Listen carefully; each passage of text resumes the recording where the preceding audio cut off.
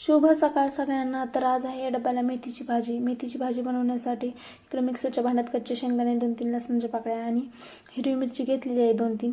त्याच्यामध्ये तेलामध्येच परतून घेतलं मी आणि त्याच्यामध्ये टाकले मेथीची भाजी धुवून टाकले स्वच्छ. त्याच्यामध्ये रात्री भिजत घातलेली थोडीशी मटकीची डाळ होती तीच टाकली. त्याच्यानंतर हे थोडंसं पाणी शिंपडं मारून त्याच्यावर झाकून ठेवलं आहे. त्याच्यानंतर याच्यामध्ये मेथीचे पराठे पण करायला घेतल्यात. नाश्त्याला दुसरं काही बनवण्यापेक्षा हेच मेथीचे पराठे आज द्यावं म्हटलं मुलांना. तर ह्याच्यामध्ये थोडंसं लाल तिखट टाकले, थोडंसं टाकले. मुलं जास्त तिखट खात नाहीत, तर थोडंसं लाल तिखट, चवीपुरतं मीठ वगैरे टाकलं, धना पावडर, हळद आणि मळून घेतलं. आणि इकडं पराठे करायला घेतले. लहान मुलांना ना चहा दूध वगैरे देण्यापेक्षा ना हे असे हेल्दी पराठे मेथीचे हे द्यायचे.